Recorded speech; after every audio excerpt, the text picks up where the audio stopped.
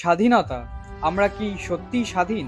হ্যাঁ, আমরা সত্যিই স্বাধীন। হতে পারে আমাদের সবার বিচারধারা আলাদা, আমাদের সবার সাপোর্ট করা পার্টিগুলো আলাদা, হতে পারে সরকারের ব্যবহার নিয়ম অনেকের পছন্দ না, কিন্তু তার বিরুদ্ধে তুমি আওয়াজ তুলতে পারবে, প্রশ্ন করতে পারবে। আর এটাই স্বাধীনতা। আমাদের দেশের প্রচুর মানুষ এই স্বাধীনতার জন্যই শহীদ হয়েছে। তারা 100% শিওর হয়ে কোনো দিনই জানতো না যে আমাদের দেশ সত্যি স্বাধীন হবে, আর হলে কবেই বা হবে। আর আজ সেই স্বাধীন দেশে আমরা থাকি। আমাদের কাছে সরকারের বিরুদ্ধে প্রশ্ন করার ক্ষমতা আছে, প্রোটেস্ট করার ক্ষমতা আছে, ভোট দেওয়ার ক্ষমতা আছে।